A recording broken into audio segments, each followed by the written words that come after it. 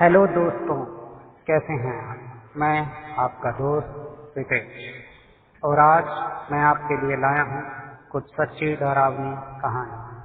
तो अगर आप भी डरावनी कहानियों के शौकीन हैं तो मेरे चैनल को अभी सब्सक्राइब करें, क्योंकि मैं आगे भी आपके लिए ऐसी डरावनी कहानियाँ लाता रहूँगा। तो अपने अपने हेडफोन लगाएं और खो जाएं खौफ की दुनिया में।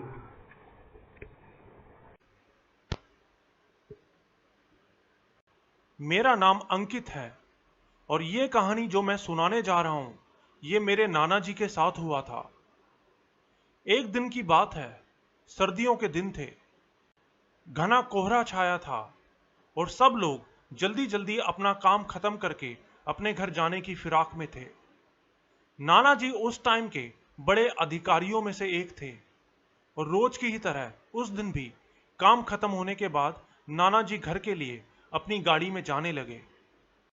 रास्ते में नाना जी को घर के लिए कुछ सामान लेना था, इसलिए अपने साथियों से अलग हो गए। कुछ दूर आगे जाने पर उन्हें एक मछली बाजार दिखाई दिया और वो मछली खरीदने के लिए वहीं रुक गए। ताजी मछलियां लेने और देखने में टाइम का पता ही नहीं चला। जब उनकी नजर अपनी घड़ी पर पड़ी तो पता चला कि आज तो घर जाने में बहुत देर हो गई है और इतना सब सामान लेकर घर जाने में तो और भी टाइम लग जाएगा। फिर उन्होंने सोचा कि क्यों ना जंगल के रास्ते से निकला जाए तो जल्दी पहुंच जाऊंगा।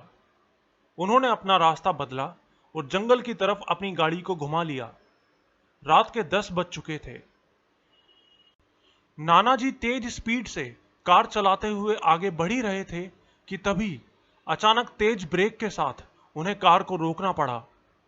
उनकी गाड़ी के आगे एक औरत जोर जोर से रो रही थी।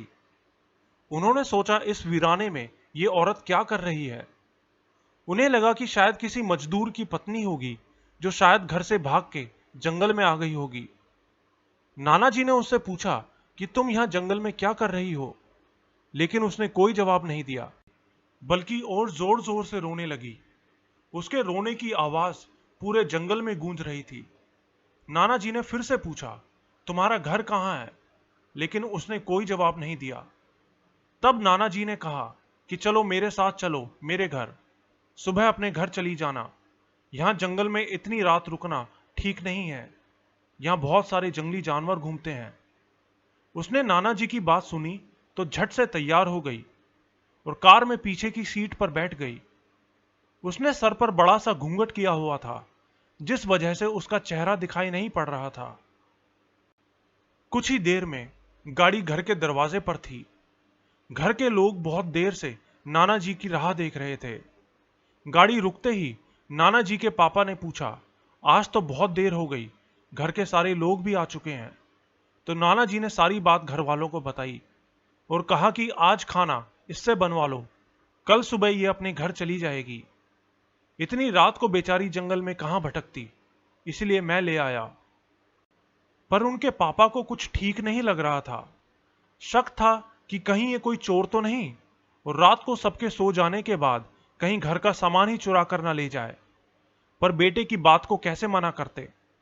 नाना जी की मां ने कहा, देखो आज तो मैं तुम्हें रख ले रही हूं, लेकिन कल सुबह होते ही यहां से चली जाना और जाओ रसोई में ये सामान उठाकर ले जाओ और खाना बनाओ। उस औरत ने फिर से कोई जवाब नहीं दिया, बस हां हां की आवाज आई और वो सारा सामान लेकर मां के पीछे किचन में चली गई। रसोई में सारा सामान रखवाकर माताजी ने उसे जल्दी खाना बनाने की हिदायत दी और वहां से चली गई। लेकिन उनका मन कुछ परेशान सा था। फिर 10 मिनट बाद वो फिर से किचन में उसको देखने के लिए गई कि वो क्या कर रही है, तो देखा कि वो थैले से मछलियां ही निकाल रही थी। ये देख के उन्होंने गुस्से से कहा कि यहां सब खाने का इंतजार कर रहे हैं और तुम अभी तक मछलियां ही निकाल रही हो, कल सुबह तक बनाओगी क्या? तुम जल्दी से खाने की तैयारी करो, मैं आग सुलगा देती हूं, काम जल्दी हो जाएगा। उस औरत के सिर पर घूंघट अभी भी था, इसलिए उसका चेहरा बिल्कुल दिखाई नहीं पड़ रहा था। वो जल्दी से चूल्हा जलाने की तैयारियां करने लगी, लेकिन साथ ही वो उसका चेहरा भी देखने की कोशिश कर रही थी। लेकिन वो जितना देखने की कोशिश करती वो पल्लू और नीचे खींच लेती। आखिर में हार कर वो बोली, देखो मैंने आग सुलगा दी है, अब आगे सारा काम कर लो जल्दी से, कुछ जरूरत हो तो बुला लेना। लेकिन वो फिर से कुछ नहीं बोली। अब उन्हें लगा कि यहां से जाने में ही भलाई है, वरना मेरा भी समय खराब होगा और हो सकता है ये अनजान लोगों से डर रही हो। ये सब सोचकर उससे कहा कि मैं आ रही हूं, जल्दी से खाना बनाकर रखना, और वहां से निकल गई। लेकिन मन अभी भी परेशान ही था। कभी अपने कमरे में, कभी बच्चों के, कभी बाहर, सबको देख रही थी, कहीं कुछ अनहोनी ना हो जाए। एक मिनट भी आराम से नहीं बैठ पाई। अभी 5 मिनट ही हुए थे कि उन्हें एक एक पल पहाड़ सा लगने लगा था। 8 मिनट बड़ी मुश्किल से गुजरे और पता नहीं क्या सोचकर वो किचन की तरफ भागी। लेकिन वहां पहुंचकर उन्होंने रसोई घर का जो नजारा देखा, उनकी आंखें फटी की फटी रह गईं। उनके पैर बिल्कुल ही जम गए थे। ना उनसे आगे जाया जा रहा था, ना पीछे। उन्होंने देखा कि वो औरत किचन में बैठी सारी कच्ची मछलियां खा रही थी।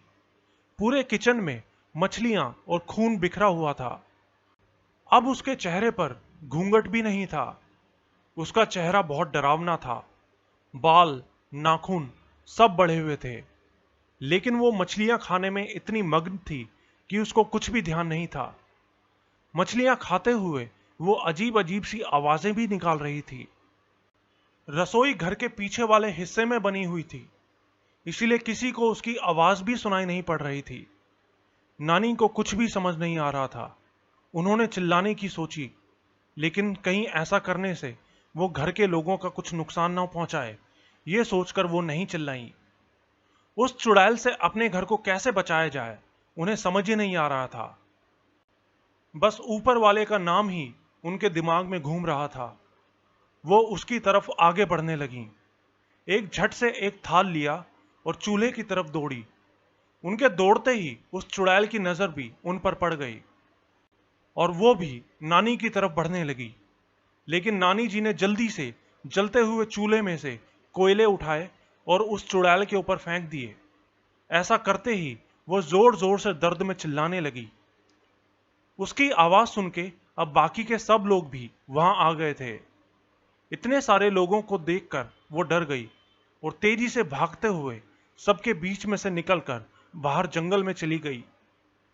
घर के सब लोग वहीं खड़े डरे सहमे ये सब कुछ देख रहे थे। उस दिन के बाद से वो औरत उन्हें कभी दिखाई नहीं दी। दोस्तों, आपको हमारी ये कहानी कैसी लगी, कृपया कमेंट्स बॉक्स में ज़रूर बताएं। और अगर आप भी हमें अपनी कोई कहानी भेजना चाहते हैं तो डिस्क्रिप्शन बॉक्स में हमारा व्हाट्सएप और टेलीग्राम का लिंक है, जिस पर आप हमें अपनी कहानी भेज सकते हैं। हम उसे अपने शो में ज़रूर शामिल करेंगे। तो जल्द ही आपसे फिर मुलाकात होगी। तब तक के लिए गुड बाय। हेलो दोस्तों, कैसे हैं आप? मैं आपका दोस्त रितेश, और आज मैं आपके लिए लाया हूँ कुछ सच्ची डरावनी कहानी। तो अगर आप भी डरावनी कहानियों के शौकीन हैं तो मेरे चैनल को अभी सब्सक्राइब करें, क्योंकि मैं